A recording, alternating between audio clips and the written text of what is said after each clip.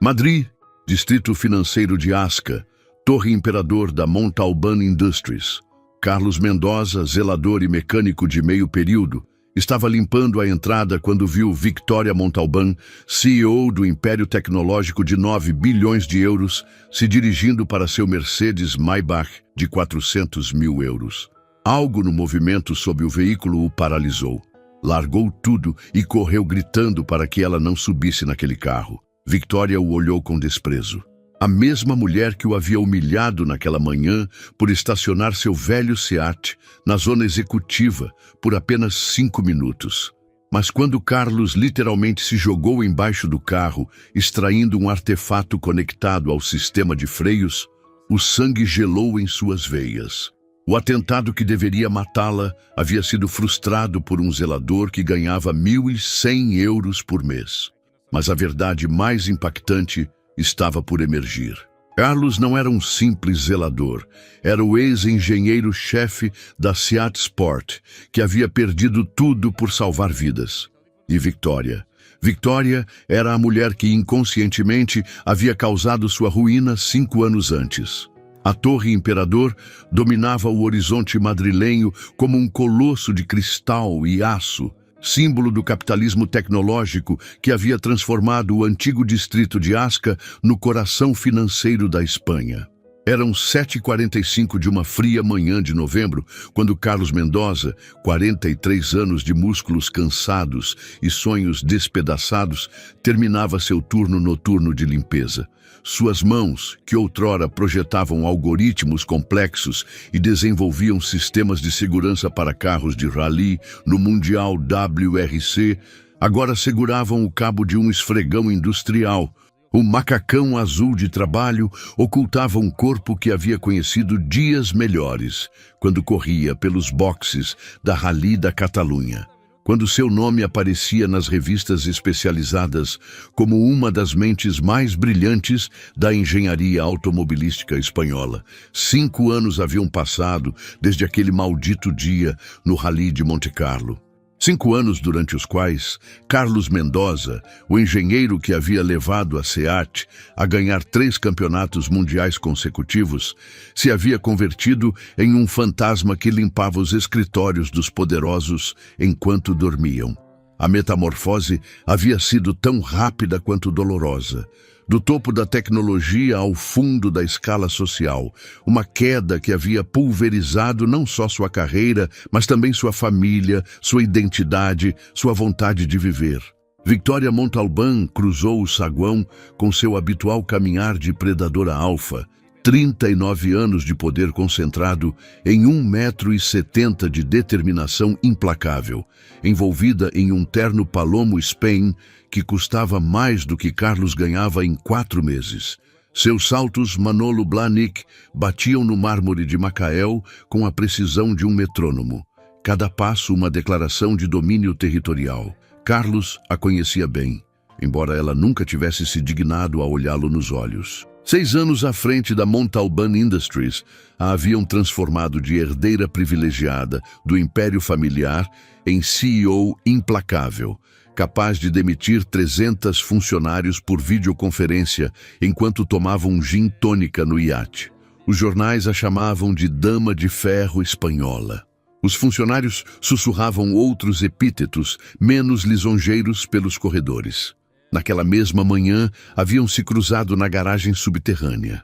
Carlos havia estacionado seu detonado Seat Ibiza de 2003 na vaga reservada ao presidente do Conselho de Administração. O tempo justo para descarregar os produtos de limpeza. 5 minutos, talvez menos. Victoria havia chegado justo nesse momento e sua fúria foi vulcânica. O havia humilhado diante dos seguranças, dos executivos que chegavam, até mesmo diante do rapaz da cafeteria que trazia os croissants. Palavras cortantes como navalhas sobre sua dignidade já comprometida, ameaças de demissão imediata, desprezo puro por esse inseto que havia ousado profanar o espaço sagrado do poder. Carlos havia baixado a cabeça, murmurando desculpas, movendo seu carro, enquanto por dentro algo morria um pouco mais. Estava acostumado à humilhação. carregava as cicatrizes invisíveis de 1000 pequenas mortes cotidianas, mas precisava desse trabalho. Carmen, sua filha de 14 anos, vivia com a mãe em Valência e a pensão que devia pagar era a única coisa que o impedia de desaparecer completamente de sua vida.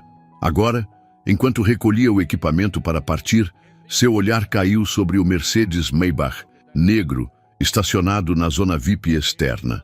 Uma joia da engenharia alemã de 400 mil euros com interiores de couro napa e detalhes em madeira de ébano. O chofer já estava aquecendo o motor. Rotina diária para levar Victoria à reunião das 8h15 com os investidores coreanos da Seoul Dynamics. Foi um reflexo de luz anômalo que captou a atenção de Carlos, um brilho metálico sob o veículo onde não deveria haver nada além do asfalto cinza do estacionamento. Anos nos boxes do WRC, onde um parafuso fora do lugar podia significar a morte a 200 km/h numa estrada de montanha, haviam treinado seus olhos para captar a anomalia, a imperfeição no padrão. Se aproximou fingindo pegar um papel. Se agachou e o que viu o paralisou. Um dispositivo sofisticado, não maior que um maço de cigarros, conectado com precisão cirúrgica ao sistema ABS do Mercedes. Reconheceu imediatamente o C4, o explosivo plástico militar, suficiente para fazer voar o carro, mas era o mecanismo de ativação que era genial. Programado para ativar após exatos 3 quilômetros, quando o carro estaria em alta velocidade na M30. O cérebro de Carlos processou a informação em nanosegundos. Não um atentado tosco, mas um assassinato profissional disfarçado de acidente. Os freios se bloqueariam completamente à velocidade mortal. O carro enlouqueceria. A colisão inevitável, sem rastros, sem suspeitas. Apenas mais um trágico acidente de trânsito de uma executiva que dirigia rápido demais. Vitória já estava na metade do caminho até o carro, digitando furiosa no celular, provavelmente demitindo alguém ou fechando um negócio milionário. O chofer já tinha a porta aberta, o motor roncando suavemente. 30 segundos e ela subiria. 30 segundos e estaria condenada. Carlos não pensou. Seu corpo se moveu antes que a mente pudesse processar as consequências. Deixou cair balde e esfregões. O estrondo metálico ecoando no ar frio da manhã. Correu como não corria desde os tempos do colegial em Carabanchel, quando ainda acreditava que a velocidade podia tirá-lo da pobreza do bairro. Suas pernas protestaram, os pulmões arderam, mas alcançou Victoria a tempo. O grito que saiu de sua garganta não era humano, era primordial. O alarme desesperado de quem vê a morte de frente. Victoria se virou com uma expressão que misturava espanto, nojo e raiva. O zelador que já a havia irritado naquela manhã agora ousava tocá-la, segurando-a do braço, impedindo-a de subir. A segurança se moveu imediatamente. 2 guarda-costas, ex-guarda-civil treinados, se precipitaram em direção a Carlos. Mas ele já havia deslizado sob o Mercedes com a agilidade residual de quem passou anos sob carros de rally. Suas mãos espertas localizaram o dispositivo. Estudaram as conexões, trabalho de profissional, militar ou CNI. O cronômetro digital mostrava 00.0247 ao detonador secundário. Um backup caso o sistema principal falhasse.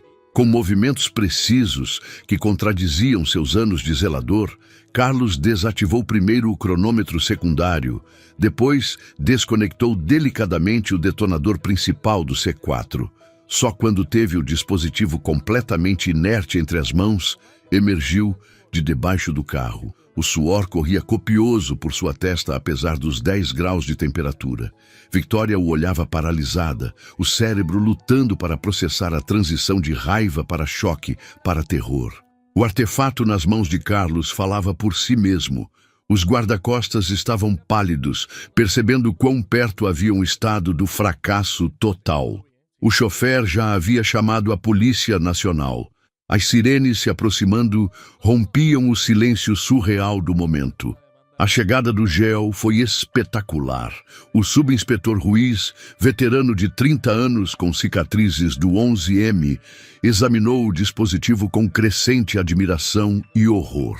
Trabalho militar de alto nível, componentes que só se conseguiam no mercado negro do leste, um design que sugeria treinamento em forças especiais. Se houvesse explodido, não teria restado nada identificável de Victoria Montalbán. A sala de interrogatórios da Comissaria-Geral de Informação, na rua Rafael Calvo, havia visto de tudo: etarras, jihadistas, espiões russos. Mas naquela manhã abrigava uma cena insólita. Um zelador de macacão, sentado com a calma de um monge budista, enquanto os investigadores mais experientes de Madrid tentavam decifrar quem ele realmente era. O inspetor-chefe Morales, 35 anos de serviço e um rosto marcado por muitas noites sem dormir, estudava Carlos com a intensidade de um entomólogo examinando uma espécie rara. As mãos do zelador contavam uma história diferente da de seu uniforme. Velhas queimaduras de altas temperaturas, calos em pontos específicos que sugeriam o uso prolongado de ferramentas de precisão, uma cicatriz na palma esquerda, típica de quem trabalha com fibra de carbono de competição. Victoria Montalbán estava sentada do outro lado da mesa, ainda em estado de choque controlado. Pela primeira vez em anos, a máscara de CEO invencível mostrava rachaduras. Observava Carlos com olhos novos, notando detalhes que sua arrogância lhe havia impedido ver antes. A postura ereta, apesar do macacão humilde, a forma como seus dedos tamborilavam sobre a mesa, seguindo um padrão matemático complexo, os olhos que traíam uma inteligência superior oculta sob camadas de resignação. Morales abriu uma pasta grossa, começando a ler com voz monótona que traía emoção reprimida. Carlos Mendoza Ruiz, nascido em Madrid, bairro de Carabanchel, família operária, pai mecânico em Barajas, mãe costureira, bolsas por méritos excepcionais. Licenciatura com matrícula de honra na Universidade Politécnica de Madrid, em Engenharia Aeroespacial. Mestrado no Imperial College de Londres, pago pela SEAT. 32 patentes registradas. 3 campeonatos mundiais de rally como engenheiro-chefe, inovador do ano segundo Autosport Magazine durante 4 anos consecutivos.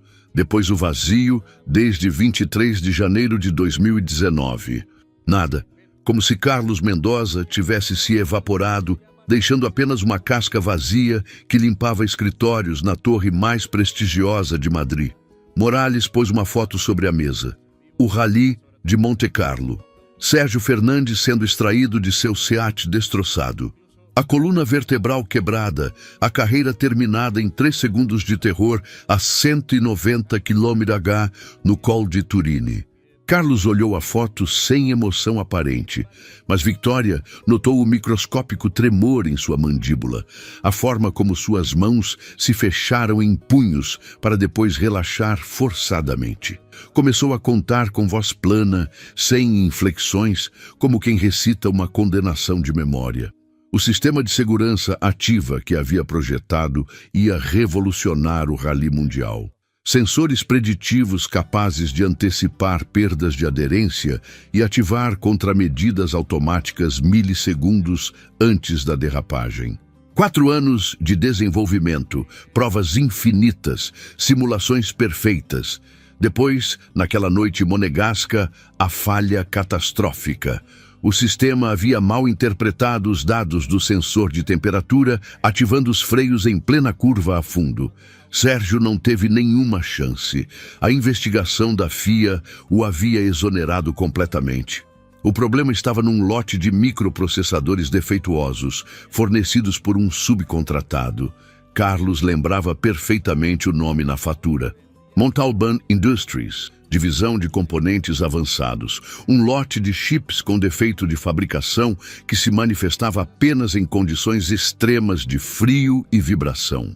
A tempestade perfeita que se deu precisamente naquela noite. Victoria sentiu o sangue gelar. Lembrava vagamente do incidente, gerenciado pelo departamento jurídico como uma disputa de seguros normal. Se você está gostando desta história, deixe um like e se inscreva no canal. Agora, continuamos com o vídeo. 60 milhões de euros de indenização, demanda ao fornecedor taiwanês de obleias de silício, caso fechado. Nunca havia pensado nas vidas destruídas por trás dessas cifras numa planilha. Carlos continuou o relato de sua descida aos infernos.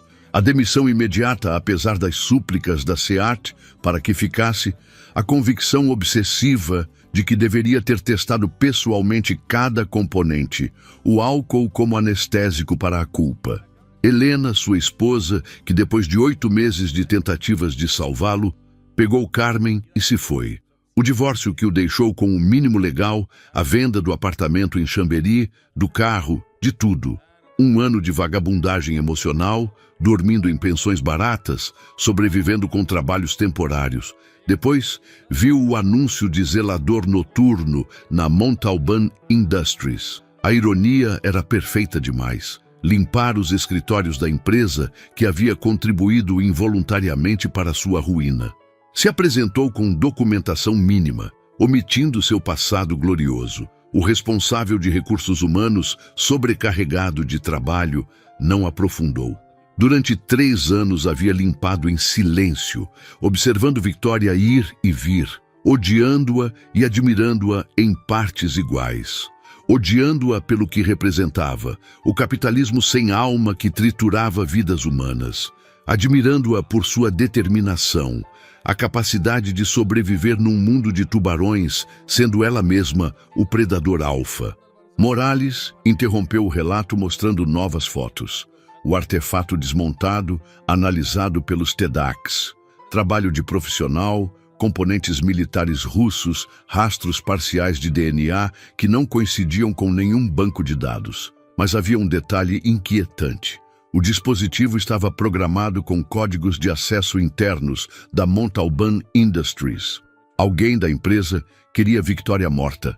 A CEO processou a informação com a velocidade de quem está acostumada a decisões rápidas sob pressão. A lista de inimigos era longa.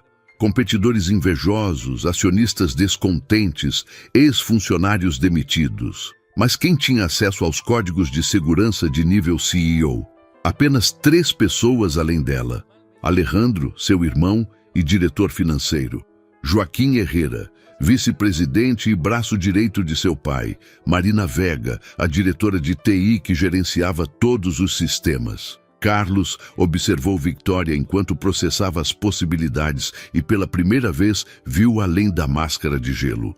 Havia medo genuíno em seus olhos, a compreensão de que alguém muito próximo a queria morta. Mas havia também outra coisa, solidão. A solidão de quem está no topo da pirâmide e não pode confiar em ninguém. O interrogatório foi interrompido pela chegada precipitada de Alejandro Montalban, 36 anos, bonito daquela maneira artificial de quem gasta demais em academias e cirurgia estética. Entrou como um furacão pedindo para ver sua irmã. O abraço parecia genuíno, as lágrimas autênticas, mas Carlos, treinado para captar anomalias, notou detalhes dissonantes. Os sapatos de Alejandro tinham rastros de pó de cimento fresco, o mesmo tipo usado para ancorar dispositivos sob carros. O relógio, um Patek Philippe de 100 mil euros, estava adiantado 3 minutos, como se tivesse estado numa zona horária diferente recentemente. E havia um cheiro apenas perceptível. Cordita, o cheiro de quem manuseou explosivos. Carlos não disse nada, mas memorizou cada detalhe. Sua mente analítica, adormecida por 5 anos, estava despertando. Padrões emergiam do caos. Conexões se formavam. O engenheiro que havia projetado sistemas complexos capazes de processar milhares de variáveis por segundo seguia ali sob a pele do zelador. As semanas seguintes transformaram a vida de Carlos de maneira inesperada. De zelador invisível se havia convertido no herói relutante, o homem que salvou a CEO mais poderosa de Madrid. A mídia o assediava, mas ele recusava toda entrevista. Victoria havia insistido numa recompensa, num novo trabalho, qualquer coisa. Carlos havia pedido apenas manter seu posto de zelador e um favor: trazer sua filha Carmen a Madrid num fim de semana. A polícia havia posto Victoria sob proteção, mas ela recusou o apartamento franco padrão, optando pelo ático blindado no bairro de Salamanca. No entanto, havia imposto uma condição: Carlos devia formar parte da equipe de segurança. Não confiava nos profissionais que não haviam visto o artefato. Queria o homem que tinha o instinto de reconhecer o perigo. A convivência forçada revelou duas pessoas completamente diferentes das máscaras que usavam. Victoria, sem a armadura de CEO, era surpreendentemente vulnerável. Sofria de insônia crônica, pesadelos recorrentes onde seu pai a repreendia por não ser forte o suficiente. Tomava ansiolíticos escondido. Bebia demais Ribera del Duero à noite. Falava em sonhos, revelando medos que nunca admitiria acordada. Carlos descobriu uma mulher brilhante, mas danificada. Dom Rodrigo Montalbán a havia criado como um soldado corporativo, programada para ganhar a qualquer preço, sem fraquezas, sem emoções, só resultados. Aos 39 anos tinha tudo que o dinheiro podia comprar, mas nada do que o coração desejava. Sem amigos verdadeiros, sem amor, sem família além do irmão que via só nas reuniões empresariais. Durante as longas noites de vigilância, começaram a conversar, não como CEO e zelador, mas como dois sobreviventes. Victoria contou sobre a pressão impossível de ser a herdeira Montalbán, como cada sucesso nunca era suficiente para o fantasma de seu pai. Carlos compartilhou o peso da culpa. Como cada noite, sonhava com Sérgio na cadeira de rodas, perguntando por quê. Foi durante uma dessas noites que Carlos notou algo estranho nas câmeras de segurança da empresa. Alejandro tinha um padrão inusual. Reuniões noturnas na garagem subterrânea, sempre com o mesmo carro, um sedã negro com placa diplomática. Carlos reconheceu o carro. Pertencia à embaixada comercial chinesa. O confronto ocorreu no antigo escritório de Dom Rodrigo Montalbán, um santuário de mogno e couro na planta 40 da torre. Victoria havia convocado Alejandro com a desculpa de discutir estratégias empresariais. Entrou inconsciente, ainda interpretando o papel do irmão preocupado, inclusive trazendo os polvorones de estepa que Victoria gostava quando criança. Quando Victoria lhe apresentou as provas, a transformação foi instantânea. A máscara do irmão carinhoso se dissolveu, revelando um rosto retorcido por anos de ressentimento. Alejandro explodiu numa diatribe de ódio reprimido, acusando Victoria de ter lhe roubado tudo: o amor do pai, a empresa, o futuro. Sempre havia sido o segundo, o plano reserva, o menos brilhante. A situação degenerou rapidamente. Alejandro sacou uma Glock 17 do paletó, as mãos trêmulas, mas decididas. Carlos, que havia antecipado essa possibilidade, já estava em movimento. Anos de reflexos afinados nos boxes do WRC foram úteis. Um chute preciso desarmou Alejandro, que desmoronou chorando, como a criança mimada que nunca deixou de ser. Mas enquanto a Polícia Nacional levava Alejandro, Carlos sentia que algo não se encaixava. O plano era sofisticado demais para Alejandro, bem orquestrado demais. Alguém mais movia os fios, usando o irmão fraco como peão sacrificável. O Conselho de Administração Extraordinário foi convocado ao amanhecer. Joaquim Herrera chegou confiante, já saboreando a vitória com Alejandro na prisão e Victoria emocionalmente destroçada. Não esperava encontrar Carlos na mesa, nem a projeção das provas sobre sua conspiração de 20 anos. A queda de Herrera foi espetacular. Tentou fugir, mas os guardas o detiveram. Enquanto era arrastado, gritou sua justificativa retorcida: o mundo era injusto. Os medíocres como ele tinham que lutar enquanto os incompetentes nasciam ricos. Só havia nivelado o campo de jogo. Com os traidores eliminados, Victoria se encontrou tendo que reconstruir não só a empresa, mas a si mesma. Ofereceu a Carlos o cargo de diretor técnico, mas ele recusou. Não queria voltar àquele mundo de pressões impossíveis. Victoria propôs então algo diferente, uma parceria para criar uma divisão dedicada à segurança ética, inovação responsável que pusesse as vidas humanas antes dos lucros. Foi Carmen, a filha de 14 anos de Carlos, quem o convenceu. Victoria a havia localizado e trazido a Madrid. O reencontro entre pai e filha depois de 3 anos de distância foi comovente. Carmen disse simplesmente que seu pai era um herói que só havia precisado de tempo para se curar. E agora, esse tempo havia chegado. 2 anos depois, o Hotel Ritz de Madrid abrigava o casamento mais improvável do ano. O zelador se casava com a CEO, um conto moderno que a mídia adorava, mas que para Carlos e Victoria representava muito mais. Era redenção recíproca, salvação mútua, amor nascido das cinzas da dor. Carmen, agora de 16 anos, era dama de honra, radiante ao ver seu pai finalmente feliz. Sérgio Fernandes, o piloto paralisado, levou as alianças em sua cadeira de rodas motorizada, símbolo vivente de que do pior mal pode nascer o bem. Havia perdoado publicamente Carlos, dizendo que o acidente o levou a descobrir sua verdadeira vocação: dirigir uma fundação para atletas lesionados. Durante a recepção, Victoria tomou o microfone. A mulher de gelo havia desaparecido, substituída por alguém que aprendeu que a verdadeira força está na vulnerabilidade. Contou como um grito desesperado a salvou, não só da morte física, mas da emocional. Carlos lhe havia ensinado que o valor de uma pessoa não está em sua conta bancária, mas na coragem de fazer o certo, mesmo que custe tudo. Carlos falou pouco, como era seu estilo, mas suas palavras foram poderosas. Ao salvar Victoria, havia se salvado a si mesmo. Ela lhe havia devolvido sua filha, um propósito, a dignidade, mas, sobretudo, lhe havia ensinado que cair não é o final se alguém estende a mão para te levantar. O momento mais emotivo chegou quando Alejandro, com permissão especial da prisão, onde cumpria pena reduzida por colaboração, se aproximou. 2 anos de cadeia o haviam transformado. Se ajoelhou diante de Victoria pedindo perdão e ela o abraçou. O perdão libertou ambos do peso do passado. A Montalban Industries se converteu em caso de estudo nas escolas de negócios mundiais. Como uma tragédia, se transformou em renascimento.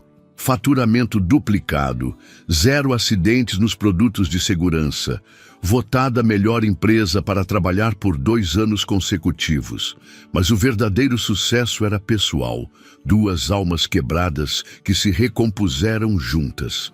A última imagem do casamento capturou tudo. Carlos de smoking, mas com o pin de zelador na lapela. Victoria de vestido de noiva, mas com sapatos baixos.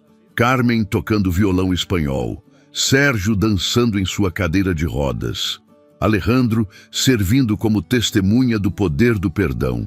A Fundação Mendoza Montalban para a Segurança Industrial, nascida 1 ano depois, salvaria milhares de vidas. Mas tudo começou com um grito, um instinto, um homem que teve a coragem de correr em direção ao perigo. Porque ao final, como Carlos havia aprendido, não nos definem nossos fracassos, mas o que fazemos depois.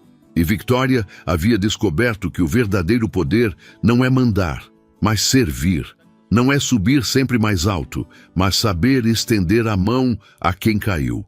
O zelador e a CEO. Uma história impossível, feita inevitável. A demonstração de que às vezes basta gritar, não suba nesse carro, para salvar não uma, mas 2 vidas, para transformar o destino, para encontrar o amor nos lugares mais improváveis. Como numa garagem subterrânea, onde um homem de macacão salva uma mulher de terno de alta costura, e ao fazê-lo, ambos se salvam a si mesmos. Deixe like se você acredita que um gesto de coragem pode mudar destinos. Comente qual foi o momento que mais te impactou. Compartilhe com quem precisa saber que o valor de uma pessoa não está em seu título, mas em seu coração. Se inscreva para mais histórias que demonstram como o instinto de salvar pode transformar vidas. E me conta nos comentários, de que cidade ou país você está assistindo? Vou ler todos os comentários. Nossas histórias estão cruzando corações e fronteiras, e sua presença aqui faz tudo valer a pena. Escreva nos comentários, eu estou vendo daqui, de cidade ou país. Vai ser lindo ver esse mapa de emoções se formando nos comentários. Viejo, en serio, cabrón. Oye, Technic, gracias por compartir, hermano. Espero que sea la última, güey. La última vez que vea yo a Carlos Tevez, güey.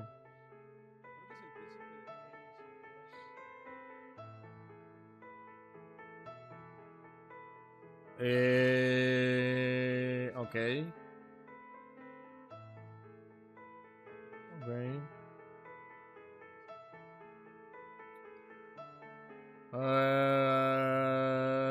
¿Cómo te fue, Junior? Por cierto, gracias por la like nuevamente. Bienvenidos los que vengan de Junior sin estrés. Bienvenidos. Sin estrés. No me desagrada, güey, pero... Híjole, cabrón.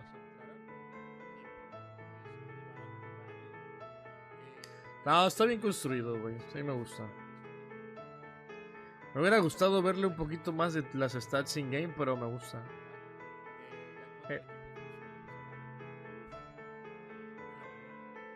¿Qué tal las copas? Perdón si suena con falta de humildad, pero estuvieron fáciles.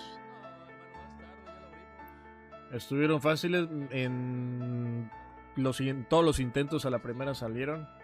Pero bueno, igual sé que es tryhardismo de mi parte y estoy loquito, pero... lo único malo de las copas es que no saqué nada. Estoy muy acostumbrado a tener muy mala suerte, eso créanme que lo sé. Sé que esto va a ser así y quieren verme caer siempre, ¿no? Pero bueno, es parte del negocio. Parte del negocio y hay que levantarse. En mi perra vida me ha salido Van de Ven. Agus, gracias por el follow, bienvenido, buenas. Sí, a Van de Ven no me ha salido a mí nunca, tampoco.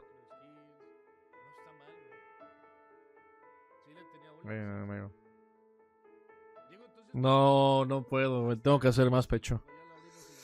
El proyecto Encuadrarse, amigo, no ha llegado, pero este año tiene que estar. No te preocupes, no te preocupes, no te preocupes. Vieira por Fabián, banco, 100%. De hecho, tendrías que revisar qué cadena le puedes hacer a Patrick Vieira. Queda muy bien, güey. Ese card es muy bueno, mucho mejor que lo hice mención. Me gusta la dupla Gonzalo If, Evo y Car If, Evo. ¿Cuántos aspas tengo, cabrón? Pues sí, me gusta, suena bien. Dijo mala suerte con 3 totis. Ey, Rigoberto está de provocador, Él quiere que yo muestre mi marcador de totis. Yo no quiero, pero él está provocando, amigo, Él está provocando. Tengan cuidado con él, Me gustaría un MC más defensivo. Vieira. Y vuelvo al tema. Revisa qué vos puedes hacer. Ahí es donde te falta humildad.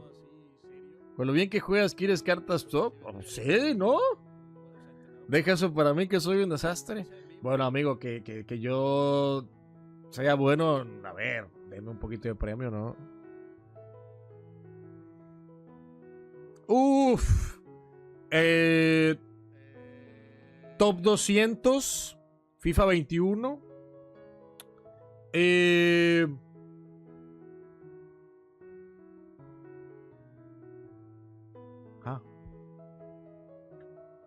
Para no forzar la Xbox. Para no forzar la Xbox. Verga, no sé, güey, me agarras en curva. Bro realmente pensó que tenía la Evo única, buena y detergente. Pero lo que no contaba... Me dejó vacío el cerebro, güey. No sé de qué habla. ¿De premio me dieron las manos? Amigo, pero yo tengo que laburar para conseguir mis cosas. No puede ser, es de vergüenza, Es de vergüenza histórica lo de EA Sports. O sea, EA Sports no piensa en el laburante, No entendí esa parte. Lo que sí entendí es que me acaban de enviar... Ham en un 1083. ¿Eh? Qué bien, amigo. Qué bien, qué bien, qué bien. ¿Sabes qué saqué yo en mis sobres, güey? Nada. Nada. Nada, bro. Nada, güey. ¿Qué tantos sobres tengo que abrir para que me salga un bicha? Amigo, es que yo no sé. Tengo medias, no voy a hacerme aquí el INI. Voy a ver qué más viene en SBC, pero yo no tengo la respuesta, güey. No pueden negar que, a ver, yo abrí un buen de sobres, no lo pueden negar. Yo no iba a abrir el sobre y aquí estoy como un tonoto abriendo sobres que no debería, güey. Pero bueno. Provocadores. Después de casi 1000 sobres en los totis y pura pistola, ya era justo. Es que ahí Code, ahí tenemos un problemita. No se trata de justicia el juego, hermano. Ese es un pensamiento bastante común por el cual no lo puedo culpar, pero no se trata de justicia el jueguito. No trabajo para ella y no te preocupes, no lo digo por nada en especial, pero tenemos que quitarnos la idea de que, ay, es que abrí casi 1000 sobres, dame algo. No, ¿por qué? Es la química verde, la carta verde, Freddy. Vas a querer las 50 subs. De hecho, creo que es completando todo, según yo. Estoy seguro. Acabando las copas, ahí está. Si fuera justo, este juego no fuera una mierda. Exactamente, Code. Usted lo entendió todo en la vida, bro. A ver tu marcador. Eres un provocador, güey. No lo voy a hacer. No lo voy a hacer, amigo. Porque soy humilde. Llega el viernes Nazario y GG's Gonzalo. Ay, güey. Ay, qué triste caso. Ay, güey, ay, bros. Qué triste caso, ¿no creen? Uf. Voy a tener que modificar mi equipo. Voy a tener que sacar a Gonzalo IF Evolución porque llega Nazario Swaps. Bueno. Dale. Uy. Bueno. Está bien. ¿No se ve tu sobre? Ahí viene, ahí viene. Ahí viene. Voy. Twister, ¿no? Pero te das cuenta que ni siquiera me sale Solskjaer. O sea, de jodido, ¿sabes? Increíble, amigo.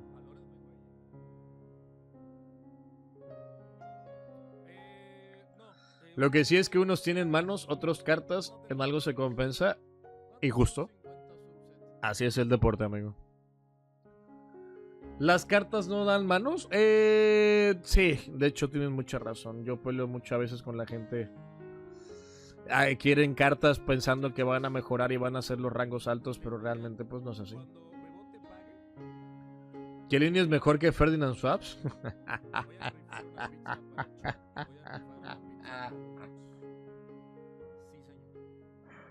Ay, güey. No te voy a negar, amigo, Necesitaba reírme, güey. Necesitaba yo leer ese tremendo un facto. Chiellini mejor que Ferdinando Swaps. Ay, amigo, la gente es bien cómica, en serio, güey. Es muy graciosa la gente, güey. Pero bueno. A ver. Voy a ver lo que mandó Juan y... Termino esta última mejora, güey. No mames. Hermano, no puedo ver esto, güey. ¿Por qué, verga? Sale pelón el pinche... El otro estúpido este, güey. Es de chill. No. No te escondas, ya tiraste la piedra, güey. Speed justo está calvo. Oye, pero ¿se rapó de verdad? Sé que no se está viendo, pero el pendejo tiene sangre en la boca y Twitch ya saben cómo es. A ver, Rivan.